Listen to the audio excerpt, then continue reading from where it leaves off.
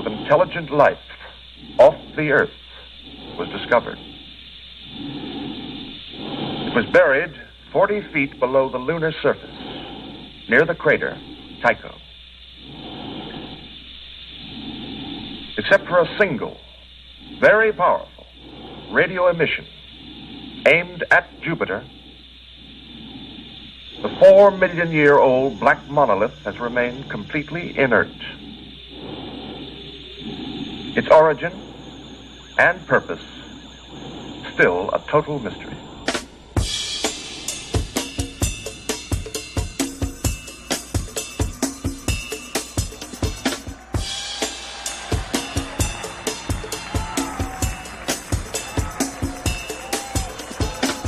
Greetings and welcome to On the Brink radio broadcast number 271. This is Jeff Phillips Wefferson broadcasting here from the central coast of Australia, whale dreaming country. It's the afternoon of Friday, the 29th of March 2019. This show is entitled A Mind of Its Own. AI, ETI, the MIC, and LAWKH, i.e., life as we know her. AI is artificial intelligence, ETI, extraterrestrial intelligence, MIC, the military-industrial complex. Life as we know her. We sort of probably should have kind of an idea of what we mean by that. I'd like to thank Jill Stanley at UCY TV for her brilliant ongoing dedication to investigative journalism and getting an approximation of reality out there via radio. Very interesting past couple of weeks it's been with all the hullabaloo happening in New Zealand and the continuing unfoldment of various agendas and various levels of what many people would refer to as conspiracy theory explanations. But I'm not going to really go into all that. I'll let my main message stand, like from my show last week, Got You by the Balls. Don't let anything into your mind without first critically evaluating its worth or value or even reality as an artifact of mental nutrition or poison that you might be letting into your mind. This show ties in with the show that I did last year about looking at computers and electronic information processing networks as a form of extraterrestrial intelligence. It's not an idea that I made up. It's not an idea that's new to science fiction. But it is an idea that, without wishing to sound paranoid, that it does have a lot of bearing in what seems to be going on in the world around us. And I find myself telling people that over the past few years I've sort of had not really a change of heart, because I'm as optimistic for humanity and for life as we know it as ever. But I've become a bit more realistic in evaluating the ability of Homo sapiens to actually re-navigate our current trends and path towards what's clearly a highly destructive end for ourselves and a lot of other larger life forms on Mother Earth. And I use the example that now, in the world of today, even if we wanted to turn back, even if we wanted to begin to scale down, bring down the power levels on, or raise our foot from the accelerator on the military-industrial juggernaut, even if we showed signs of actually wanting to do these things, of reducing our ecological impacts, reducing our footprints, even if we showed any signs of actually wanting this, I don't think that we can. And it doesn't even matter that we aren't showing this intention at any level. Maybe a few isolated individuals here and there, but everybody else, everything else has just got its pedal to the metal more and more. Absolutely insane. But it doesn't matter, because even if we wanted to, things have been so far out of our control for so long that I don't think we could. There's many different aspects to this, but sometimes I've used the expression that I think that the military-industrial juggernaut has a mind of its own. And I sort of jokingly tell people that my brain has a mind of its own, which it really does. It's not really an exaggeration, and it's not just a joke to say that, because I guess what I'm talking about is that it's not a unique ability that I have. It's something that everyone has the ability to do, and we all kind of do it to different levels. But if you're very aware of the fact that your brain it'll respond to, and it'll do what you tell it, if you do it in the right kind of way. You can use the metaphor of computer programming if you want, which works in some ways, but if you constantly tell yourself what you want to do, you'll actually be able to work on those things at an unconscious level. And then, like, for example, just one little example, my brain's always coming up with cool new words, and they're often quite meaningful, but I don't just sit around trying to think them up. But all of a sudden, my brain will go, knock, knock, or the little bell will ring, and go like, Jeff, write this down. And I'll go, wow, cool word. And it just comes up from my unconscious. But it's my brain that's been sitting there working on it all the time. But, I think you've got levels. You can call it subroutines if you want, cognitive subroutines. That in my brain, I know that my brain's constantly working on new music, new writing, new ideas, new art that I can paint, new concepts for things to do. All this is going on, but I'm not sitting around consciously thinking about it. But windows of access do come up here and there. Maybe when something is ready that my attention needs to be called to it, or it's my brain waits and tells me exactly what I need to know at the right exact time. I mean, there's really no limit to what your mental abilities are if you work in harmony with yourself. Well, I've sort of likened that metaphor to the whole military-industrial juggernaut, in the sense that I think that taken as a whole, it really does have a mind of its own, and probably in the kind of Frankensteinian sense. We're all familiar with the whole idea of computers being, sort of an intelligence or something like that. Probably the most famous one was HAL the computer in 2001: A Space Odyssey. It was in charge of running all the controls and navigation of the ship and the life support systems, everything. HAL was running everything.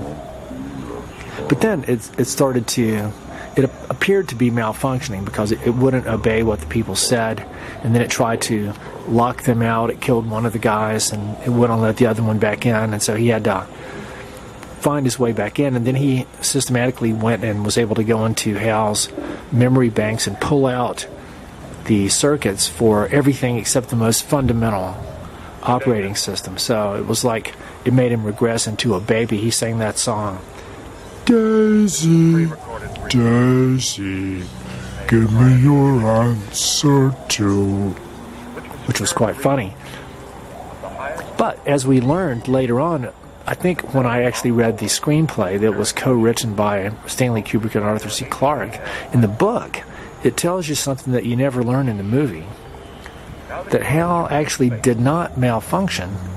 He was just obeying his programming, as he had no choice but to do. He was programmed to terminate all the astronauts and to complete the mission to Jupiter on his own, because the mission was too important for human error to fuck something up. So there you go. That's kind of the story of the whole thing. We've got ideas of computer intelligence that's run through the vast majority of all the science fiction stories and that have dealt with that I wouldn't even be familiar with. But the most famous one that I'm aware of was a trilogy of books that I learned of through Dr. John Lilly, wrote about it in one of his books, and it's called The Colossus Trilogy by D.F. Johns. And it's a series of 3 books, which I read back in the 1970s, and it's brilliant, absolutely brilliant science fiction.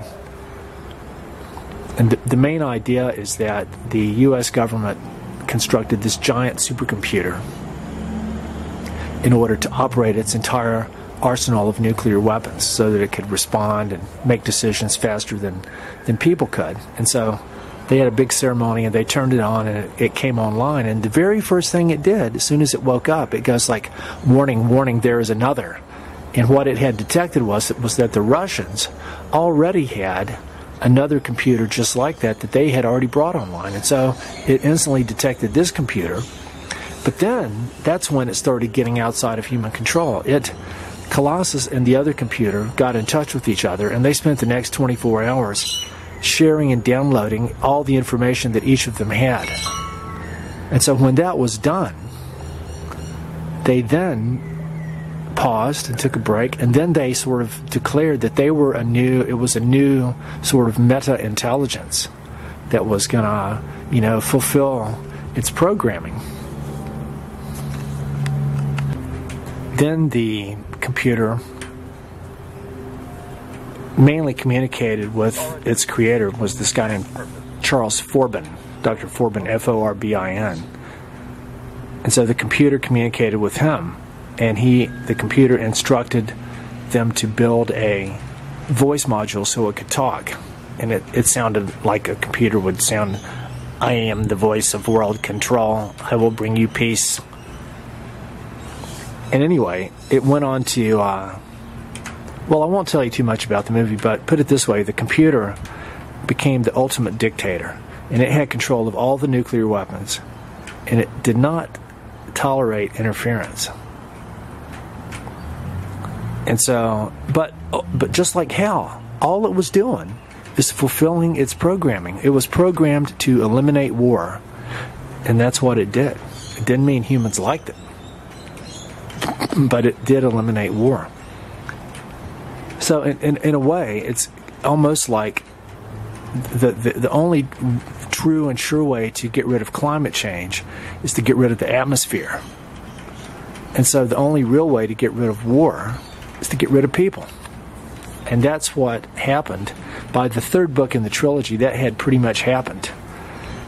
The computer circuitry had taken over, and it had got control of mining and manufacturing and transport, and so it had basically evaporated all the atmosphere from the surface of the Earth and covered the surface of the Earth with its own electronic circuitry.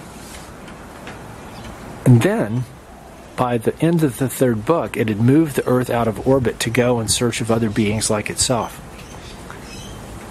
in the direction of the Crab Nebula, as I remember. So anyway, Dr. John Lilly wrote about what he called the solid state entity in his novel autobiography called The Scientist. And even though a lot of people thought he was a complete wingnut, he was a very brilliant scientific mind who dared to go inside his own mind and explore uncharted dimensions. And sure, he did a lot of questionable stuff, but I think that his contributions, I think his ability to confront and face his own inner reality was probably unsurpassed by just about anyone. To do what he did, and it wasn't just about taking large amounts of LSD when he was in the isolation tank. You'd think that would be just a nightmare recipe for going completely insane. But what he did talk about was, in some of these experiences in there, which he ended up doing it for years, most of the time not using any drugs at all. He also used this drug called ketamine, which is a dissociative anesthetic that allowed him to access these different dimensions of consciousness. Now, you could easily say that this was just hallucinations from a demented mind that was damaged by decades of drug abuse. Some people could write this off, but there's a coherent pattern in his story. And he talks about how he perceived what he called a solid state entity at work on this planet. And this was a form of, he uses the word life, although I think that life isn't really the right word for it, but some kind of self-organizing system that resembled life in some ways, and that it's able to kind of be aware of itself and to manipulate its environment and to influence other things that exist in its environment for its own purposes. So if you want to, I don't want to use the word manipulate, but or control, but to, I don't know, it just depends on maybe to reproduce, to grow and reproduce. These are some of the primary definitions of life. I think another one is the ability to move. I mean, you know, even plants move, but anyway, Lilly speculated that where he said that he was witnessing the solid state entity gradually motivating humanity to wage war against ourselves. That the solid state entity was actually behind the existence of our weapons of mass destruction, that they had been influencing us, or it, maybe not a they and it, I'm not sure, maybe if it's like the Borg in Star Trek or something like that. It had been influencing humanity below our level of awareness for a really long time.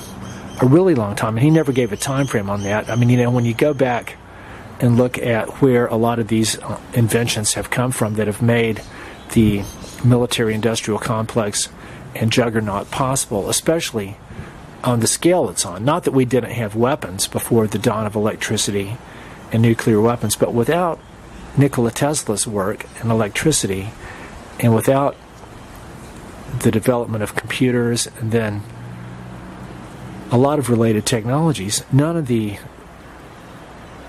globally dangerous weapon systems that we have now aimed at ourselves, none of those would have ever been able to have been created.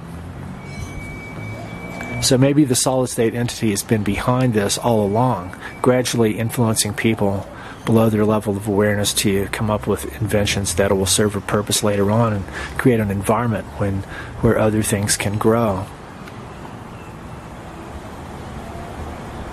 So Lilly saw the whales and dolphins as the strongest beings on Mother Earth who were in touch with water-based life, which is life as we know, are based on water, carbon, a few other elements, and DNA is its master template. The whales and dolphins were in touch with water-based life on other planets and other star systems, and that they acted as, and this is Lilly's term, repeater stations. Repeater stations living in the world's oceans who picked up and received and transmitted on signals from water-based life from and to other planets and other star systems and maybe even other galaxies.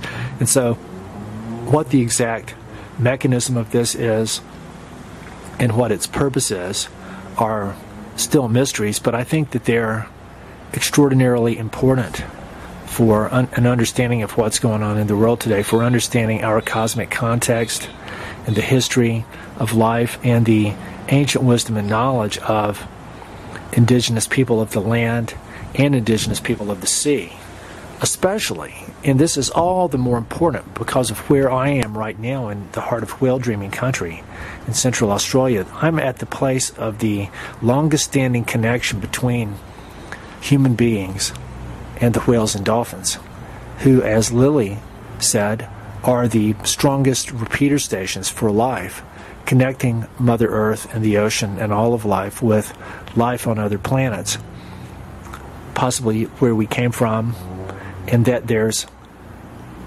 a network of life. And who knows what the connection is or what all kinds of information is being transmitted. It may be, you know, a gossip line where people, sort of an interplanetary water-based life Facebook where people, you know, send images of their latest flowers and the new species that's being created, you know, and stuff like that. Or it could be interplanetary water-based life activism, where they're sending out information about hazards to what's happening, like Mother Earth and the whales and dolphins would be broadcasting information about this naked ape that's been going crazy up on the surface of the Earth for the past couple of 100 years and designing all these insane weapon systems, and is on the verge of blowing up the whole planet. That kind of thing. But there may be esoteric dimensions that about who life is and what she actually does that may have connections and implications and meanings that are so far beyond us that probably the whales and dolphins, as a true extraterrestrial intelligence, may understand. And this is a big part of my work with them, is to try to understand and map out, for example, what I call cetacean dreamtime astronomy. Their knowledge of astronomical events and processes and activities, and their real-time awareness of all the objects in the heliocosm and the solar system, their knowledge about ancient impacts and cataclysms on the Earth and comets and asteroids and other planets. And yes, if you want to talk about visitations from alien beings, I'm not so sure about that, but if anybody would know, it would be them. But if there is a solid state entity, when you look around at what's going on in the world and how it's all working, every day that goes by, it seems more and more real to me, and not just a paranoid hallucination on the part of a mad scientist, but an actual description that fits what's going on. The ultimate origin of it would be impossible for us to know, but if you look at the solid state entity, would be based on silicon, which is an element in the same family as carbon, but it's down a notch, so it's heavier. It's got more neutrons and electrons and stuff, but similar properties in some kind of ways. I don't know what makes carbon unique and what makes organic chemistry possible is carbon's outer electron shell enables it to create an enormous amount of bonds, and this thing called the benzene ring, where the carbons are able to bond with each other in about 3 or 4 different kind of ways. So it's very diverse. Carbon and the oxygen hydrogen bond that water has, very, very, very unique. These are two things that are really essential to what makes life possible. But when you look around at what's happening in the world, I've known for years that Rio Tinto has several mine sites in Western Australia that are completely automated. There's no people there except for the mechanics. So the machines are able to dig out the ore, transport it, load it, and send it on a ship out to somewhere, and then it's probably unloaded by an automated dock facility, of which I know that these exist. So then would it be then automatically transported to a manufacturing or refining facility where the metals would be refined, be sent to the place where the computers are manufactured? Then it would be manufactured in the computers and then transported again automatically. I think that at the next level, where the computers then have to be installed, I think that's where they still need people on the outer real world end. But there could be robotic technologies coming online that could do that. But it's like, you've seen the development of robots and artificial intelligence and stuff over the past decades, and it's like it's got a mind of its own. It's like people are compelled to keep developing this stuff, and I'm sure on the surface they say all the research labs and the academic institutions and the military think tanks and all this stuff, they're doing it because it's their job. They're getting paid by the Pentagon or the Office of Naval Research or DARPA, somebody like that. They're getting paid to work on all this stuff, but who knows what the real underlying motivation is. And like just in the past week, I've seen stuff about how now artificial intelligence with computers and cameras can now lip read better than people can. They can actually, just like the scene out of HAL the computer, They can read someone's lips and tell what they're saying. So the next level beyond that would be to have some kind of beam that would go on someone's head so that the computers might think that they knew what the people were thinking. Now, I don't think it's going to quite work like that, because most people don't even know what they're thinking themselves. So that's going to be open up a huge can of worms of confusion and open to a wide spectrum of interpretation. We've got the whole idea of drones.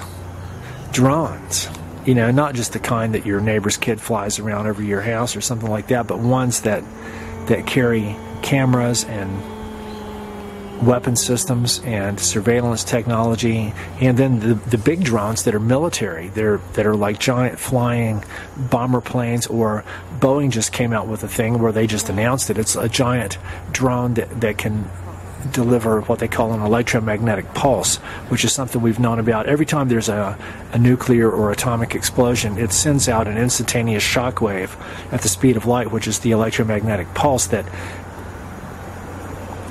causes to malfunction or destroys anything electrical within X amount of radius of the explosion. It doesn't necessarily hurt anything biological, the EMP. But now they've got a weapon that can fly around and send those out, which would theoretically disable electronic technology but leave all the biological life forms and the houses and everything intact. What better weapon for a computer-based planetary network regime to have? Then I saw a thing where the U.S. is now working on developing this computer called Aurora, which is what they call an exascale computer. That's EXA scale. Exa is one of those prefixes that refers to the number of zeros. So exa is probably past peta. It's probably something like 10 to the 10 followed by 14 or 16 or 18 zeros. Not sure. We're getting into the domain of the number of the quantity of radioactive waste that exists in all the reactors around the world. That's where these large-scale numbers keep coming up for me. I've had a good bit of communication with what used to be part of NASA. They were called the SETI group, S-E-T-I, the Search for Extraterrestrial Intelligence. I got to meet Carl Sagan once in 1992 at a radio telescope installation in Southern California. This was actually on Columbus Day, October 12th, 1992. They were going to begin a new 10-year search. And I've talked with people at the Ames Research Center, including Jill Tarter, Seth Shostak. They put me in touch with Arthur C. Clarke, the science fiction writer who co-wrote 2001: A Space Odyssey and who actually invented the communications satellite from a paper that he wrote in 1946. I spoke to him on the phone a couple of times, which was really cool. But my criticism of the SETI people, even though they were very interested in the dolphin research that I was involved with Dr. Lilly, they were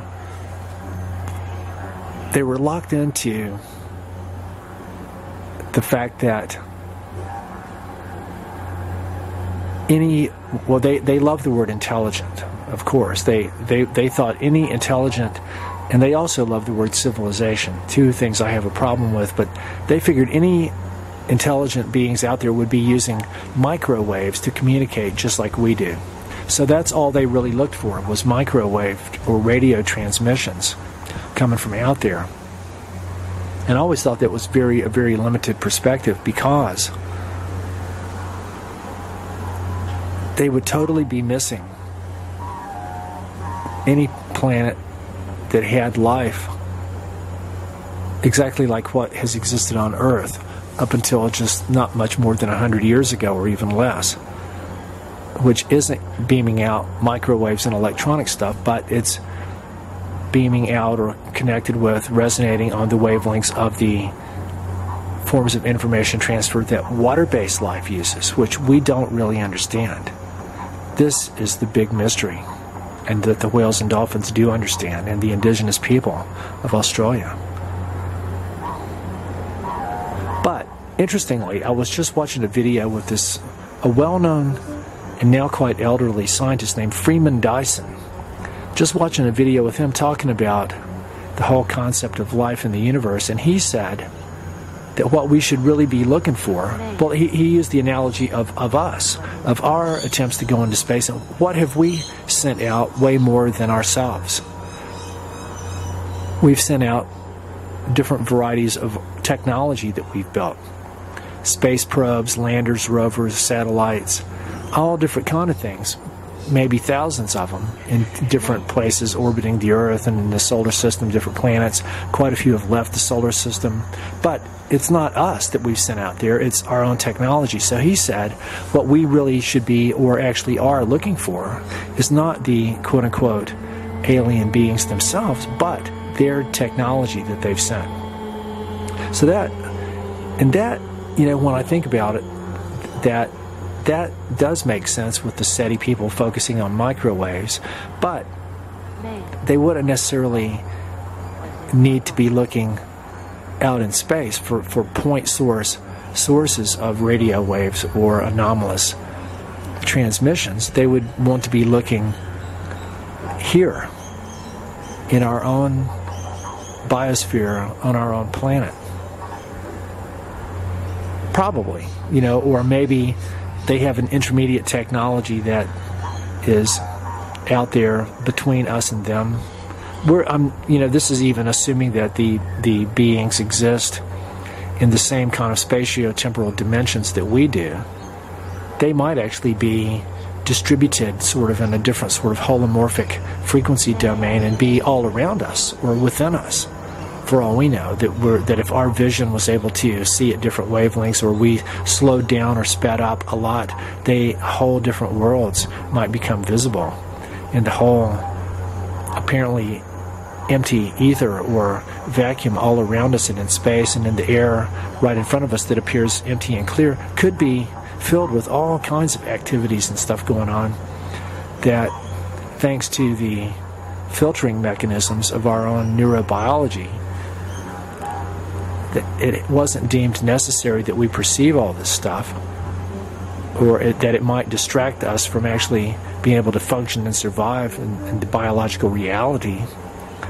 So therefore, even though it may be there, we aren't able to perceive it.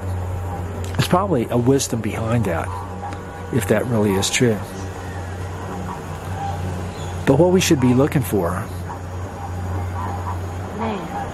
is technology. But if the solid state entity has been influencing us in different ways for a really long time, the technology, or some of the technologies that we are building, might be what they want.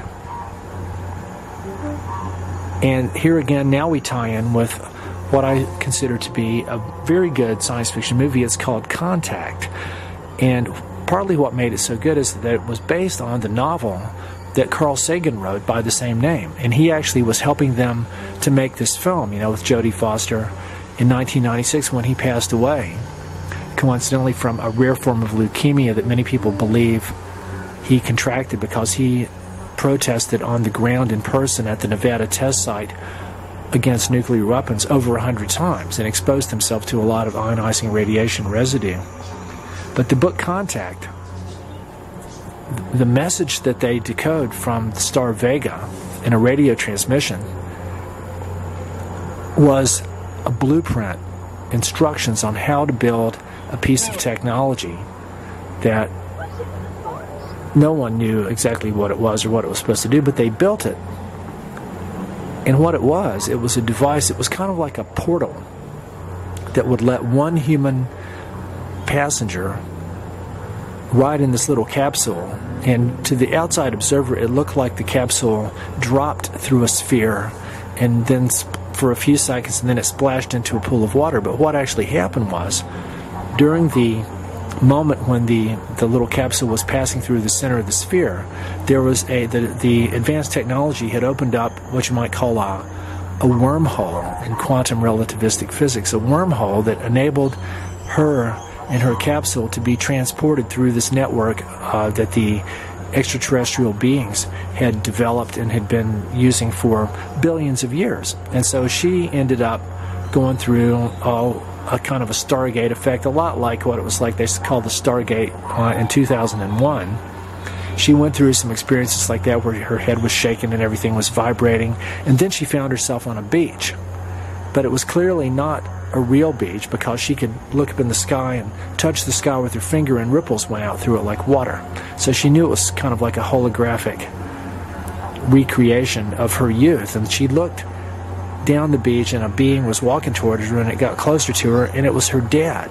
Her dad, who had died many years before, came and talked to her and instantly identified himself as the extraterrestrial beings who they never explained what they looked like, if they even had a visible form, but they said that they created this environment and came in the form of her dad in order so that she would not be afraid.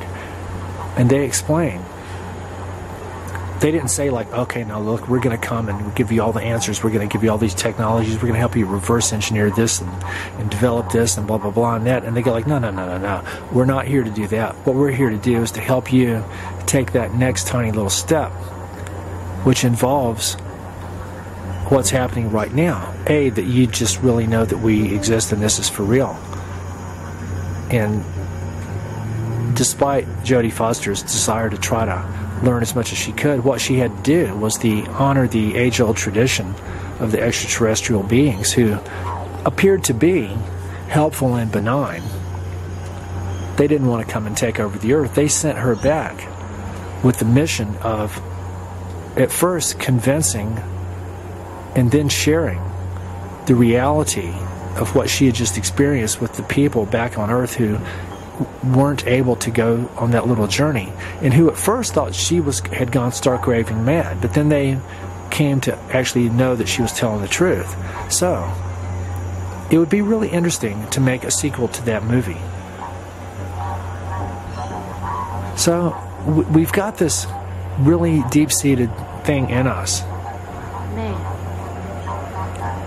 to try to know who else might be out there. And some even go so far as to say that, oh, we're so alone here. We must end what Lauren Isley called the long loneliness. And I go like, but look, only a blind and stupid person would think humanity's ever been alone. We're surrounded by billions of beautiful fellow life forms of every possible species, plants, animals, rocks, clouds, water. This is our family, Mitakaye Oyasin, and of whom we're supposed to be the guardians. And it's only in our dementia of the modern world that we isolate ourselves from all other life forms, and we've put ourselves on top of this pyramid of superiority where we think we're the only one that has consciousness or intelligence, and everybody else, the next one down, may have some, but we're the overlords of the planet. And it's really not true. And it may well be that we're being used by a different form of intelligence or life based on silicon to create weapons of destruction that may be towards fulfilling an agenda that some of us might know about, some of us might not. But if you look at the whole transhuman thing, the whole thing with genetic engineering and the creation of people that are part human and part machine, it used to be called bionic. Now you've got the Ray Kurzweil syndrome of people gradually becoming non-living, or they think that they're going to somehow magically at some point transfer their consciousness of their brain over into this non-living replica, sort of like something out of a cross between Blade Runner and Invasion of the Body Snatchers. So science fiction has a lot to teach us with this, but I do think that the main message I'm trying to make is that even if a solid state entity has taken control of what's happening, at this point it's still only possible because we're letting it. So even though I have said that I don't think we could shut it off even if we wanted to, this is in fact the $1 million question. So, but in order to test it, first we would actually have the will and make the decision that we did want to shut it all down. And only then would we know whether we can. So this is kind of like the twofold dilemma facing humanity right now. Do we care enough to even want to stop the onslaught of the military-industrial juggernaut, watching as species after species, including ourselves, is decimated and driven to the brink of extinction, the desecration of all indigenous people, all life forms, all ecosystems, the debasement and degradation of our own mentality, the disappearance of everything that used to be sacred. We're just sitting there watching. We're spectating from the seat of our ass on our sofa. But then if we decided we did want to pull the plug, but couldn't, then what do we do?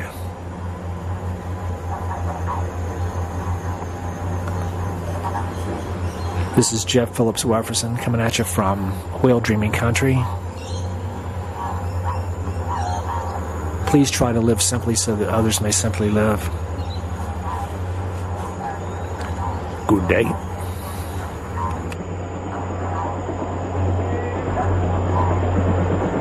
a few moments, Colossus will address us directly. This is the voice of world control. I bring you peace.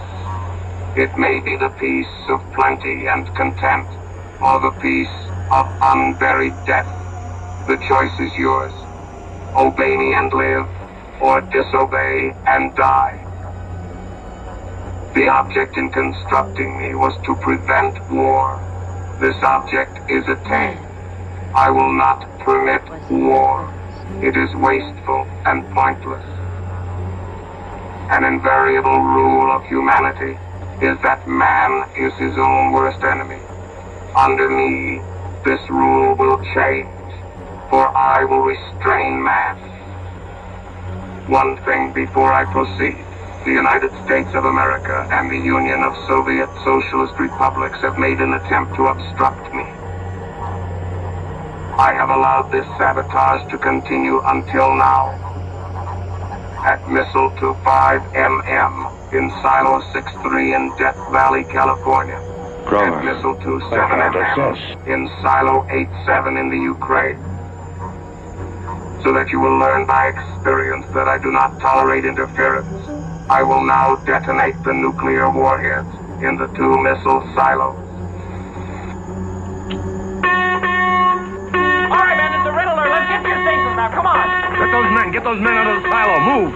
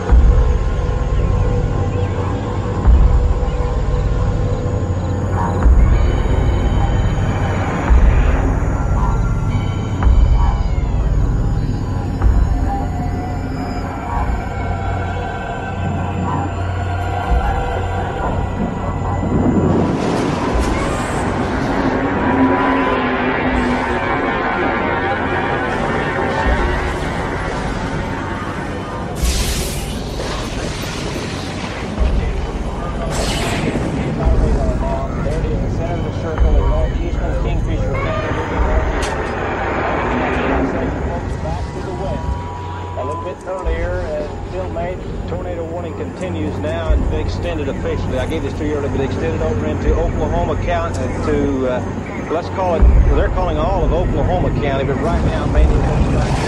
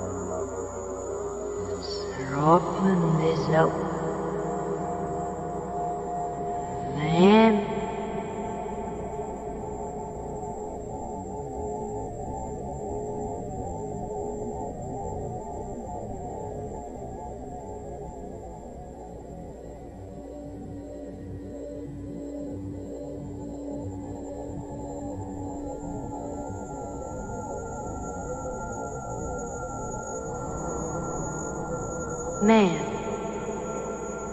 was in the forest.